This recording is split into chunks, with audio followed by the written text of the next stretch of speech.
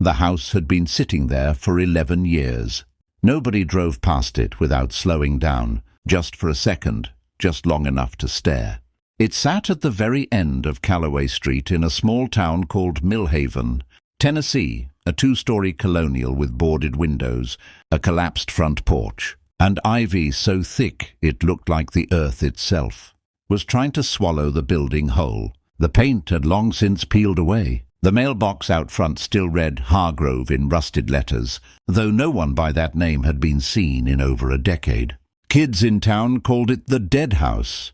Parents told their children to cross the street when walking past it. Real estate agents had listed it 3 times over the years and pulled the listing 3 times just as fast, because nobody, not a single person, ever made an offer. The asking price had dropped from $80,000 to $40,000 to eventually just under $9,000. $9,000 for a house, and still nobody wanted it, until Sarah Merritt came to town. Sarah was 34 years old, recently divorced, and carrying everything she owned in the back of a second-hand Ford pickup truck.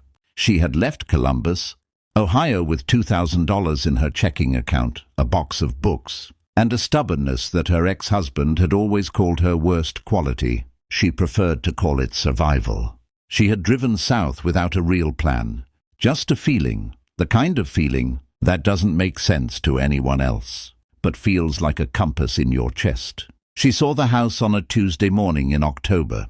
The fog was still sitting low over Millhaven, and the trees had gone gold and red, and she pulled over on Callaway Street because something made her stop. She sat in the truck for a long time, just looking at it through the windshield, her coffee going cold in the cup holder. She called the number on the real estate sign before she even got out of the truck.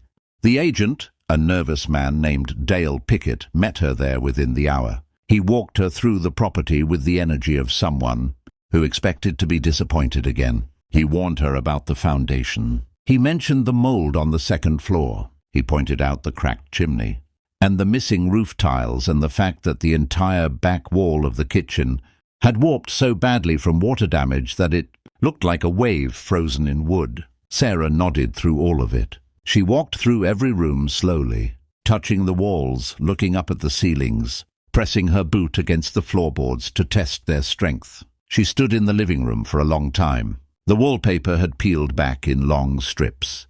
There was a massive stone fireplace along the north wall, and beside it an old built-in bookshelf, floor to ceiling, thick dark wood, still entirely intact despite everything else falling apart around it. She ran her fingers along the shelf. It was solid, beautiful even. "I'll take it," she told Dale. He looked at her like she had just told him she intended to fly to the moon.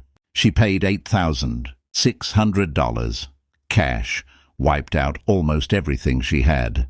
She moved in that same week, sleeping in a sleeping bag on the living room floor, because the upstairs was still too unstable. She spent the first 2 weeks doing nothing but cleaning, hauling trash out in black garbage bags, pulling down the rotted boards over the windows to let the light back in. She was not a contractor. She had watched enough YouTube videos and read enough forums to know the basics, and the rest she learned by making mistakes and fixing them. Her hands blistered and then calloused. She fell through a soft patch of flooring on the 2nd stair landing and bruised her shin so badly she couldn't bend her leg for 3 days. She kept working. The neighbors watched from a distance. Some of them waved cautiously when she drove past. One elderly woman named Margaret brought over a casserole and stood on the sidewalk, unwilling to come closer to the property, holding out the dish at arm's length like an offering at a shrine. Sarah thanked her and ate the whole thing in one sitting. She had been in the house for almost 3 weeks when it happened. It was a Sunday evening, and the light outside had gone that particular shade of amber that only happens in late October in the South. She was in the living room, trying to figure out how to patch a long crack in the plaster wall beside the bookshelf. She had moved some of her own books onto the shelves, just to have some company, she told herself, and was measuring the crack with a tape measure when she noticed something. The bookshelf didn't sit flush against the wall. It was barely noticeable, a gap of maybe half an inch on the left side where the shelf met the plaster. She wouldn't have seen it at all if the evening light hadn't been hitting the wall at exactly that angle, casting a thin shadow in the gap that made it suddenly visible. She pressed her hand against the side of the shelf. It didn't feel attached to the wall the way it should have. She pushed, gently at first, and then with more pressure, and something shifted. A soft mechanical resistance, like a door that hasn't been opened in years. She pushed harder, and the entire bookshelf swung inward with a deep, low groan of old hinges, and behind it was a door, a real door, wooden, painted white, with a small brass handle gone green with age. Sarah stood there for a full minute without moving. Her heart was hammering. She reached for her phone on the floor, turned on the flashlight and opened the door. Behind it was a staircase leading down. She stood at the top of those stairs for a long moment, shining her phone light down into the darkness below. The steps were wooden, narrow and steep. The air that came up from below was cool and dry. Surprisingly dry, as with a faint smell she couldn't immediately identify. Not mold, not rot. Something older, more closed off, like a room that had simply been sealed away from the world. She went down. The basement room was small, maybe 12 by 14 feet, with a low ceiling and concrete walls. A bare bulb hung from the center of the ceiling on a cloth-wrapped wire. She found the pull chain, and to her genuine shock, the light came on. Someone had run a separate electrical line down here at some point, bypassing whatever damage had destroyed the rest of the house's wiring. And then she saw what was in the room. Along one wall, floor to ceiling, were shelves. Wooden shelves, carefully built, and on those shelves were boxes. Dozens of them. Cardboard, banker's boxes, all labeled in neat handwriting with dates going back decades. Against the far wall was a workbench with tools hanging above it.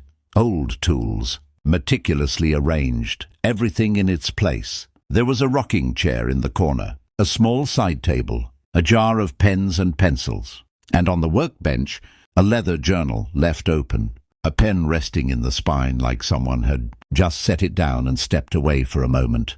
Sarah walked to the workbench and picked up the journal. The handwriting inside was small and careful. She flipped to the last written page and read, "If you are reading this, then I'm gone, and the house has finally passed to someone new. I hope it is someone who needed it as badly as I once did. My name is Eleanor Hargrove. I have lived in this house for 51 years. I built this room myself, in 1987 with my own hands, because I needed a place that was entirely mine. I'm leaving everything here for whoever comes next, because I have no one left to leave it to. I only ask that you open the boxes before you decide what to do with them. Please." Sarah sat down in the rocking chair and did not move for a very long time. She started opening boxes the next morning. The first box contained letters, hundreds of them, bundled with twine, spanning from the 1960s through the early 2000s. Letters Eleanor had written and received from a husband, who had died in 1991, from a daughter who had moved away and slowly stopped writing, from friends who had scattered across the country as the years went by. Each bundle was labeled. Each one was in perfect order, a whole life compressed into cardboard.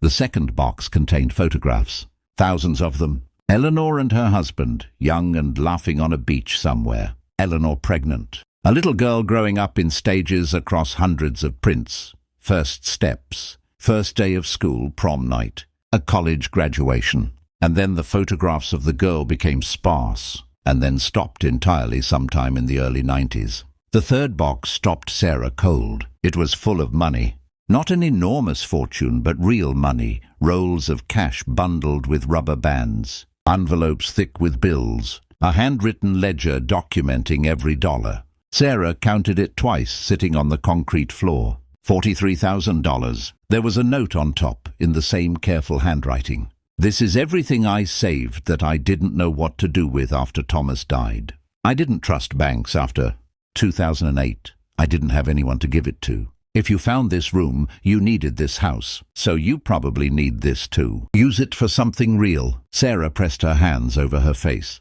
She sat on the floor of that hidden basement room, in a house nobody had wanted, in a town she had only stopped in because something in her chest told her to. And she cried in a way she hadn't cried since. The day she signed the divorce papers. Not sad crying, not exactly happy crying either. Something more complicated, the specific feeling of being found by something you weren't even looking for. She spent the next 2 months researching Eleanor Hargrove. She tracked down property records, obituaries, old newspaper archives at the Millhaven Public Library. Eleanor had died in 2013, in a care facility outside Nashville, at the age of 79. Her husband Thomas had been a carpenter, which explained the workbench, the tools, the solid craftsmanship of the hidden bookshelf door. They had one daughter, a woman named Claire, who had moved to Portland, Oregon in 1992 and, according to everything Sarah could find, had never come back. It took Sarah 6 weeks to find Claire Hargrove. She was 57 years old now, living alone, working as a librarian. Sarah wrote her a letter, an actual letter on paper, mailed through the post office because it felt like the only right way to do it, given the room full of letters she had found. Claire called her 3 days after receiving it. She cried on the phone for almost 20 minutes. Before she could speak in full sentences, she told Sarah that she and her mother had stopped speaking in 1993, after a fight so old and complicated that Claire could barely explain it anymore. She had always meant to go back. She had always told herself there was still time. And then one day there wasn't. She flew to Millhaven the following month. Sarah drove her to the cemetery first, where Eleanor was buried next to Thomas in a modest plot on the edge of town. Claire stood at the grave for a long time without speaking. Sarah stood a few feet back, giving her the space. The November sky was the color of pewter, and the wind moved through the bare trees, with a sound like breathing.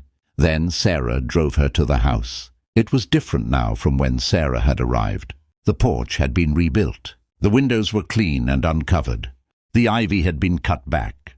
There was a light on inside that you could see from the street, warm and yellow through the glass. The kind of light that makes a house look lived in. Claire walked through every room slowly, touching the walls, the door frames, the banister on the staircase. She stood in the kitchen where she had eaten breakfast as a child. She stood in the doorway of what had been her bedroom. And then Sarah brought her to the living room and pushed the bookshelf open and led her down the stairs. Claire stood in the middle of that small basement room and looked at the boxes, the workbench, the rocking chair, the open journal on the table. She picked up one of the bundled letters and recognized her mother's handwriting on the outside and held it against her chest with both hands. She kept all of it, Claire said. Every single thing, Sarah said. Claire took the letters. She took the photographs. Sarah had already decided, long before Claire ever arrived, that the money would go toward finishing the restoration of the house and funding a small local preservation project she had read about in the Millhaven Gazette, and whatever remained she would hold in trust for Claire, because it was her mother's and it was right. Claire didn't argue. She seemed past arguing about anything. On her last evening in Millhaven, Claire sat in the rocking chair in the hidden room for a long time while Sarah worked upstairs. When she finally came up, her eyes were red, but her face was calm. The way a face looks after it has let something go that it has been holding for a very long time. "Why did you write to me?" Claire asked. "You didn't have to. You could have just kept everything and nobody would have known." Sarah thought about that for a moment. "Because your mother left a note asking me to open the boxes before I decided anything," she said. "And when I did, I found a woman who spent 50 years saving things carefully and hoping someone would find them. She deserved for it to matter." Claire nodded slowly. She left the next morning. She and Sarah still write to each other. Real letters, on paper, in envelopes. The house on Calloway Street has a garden now. The porch light comes on every evening at dusk. The neighbors no longer slow down when they drive past, or rather, they do slow down. But now it's because the house is something worth looking at, not something to be afraid of. Sometimes, in the evenings, Sarah sits in the basement room by herself. Not because she needs to, just because it is the most honest room in the house. The room where someone decided, quietly, alone, to save everything that mattered, and leave it for a stranger, and trust that the stranger would understand. She always does. If you watch this entire story till the very end, then you are truly someone who lives not just for thrills, but for feelings. Eleanor locked her entire life away inside a hidden room, with only one hope, that someday someone would come who would understand. Sarah understood, and so did you. Please like this video right now, because this was not just a story. This was someone's entire life. And don't forget to subscribe to our channel, because there are many more stories waiting for you that will touch your heart in ways you never expected. And please hit the notification bell, because the next story will be just like this one. Something you will not want to leave unfinished.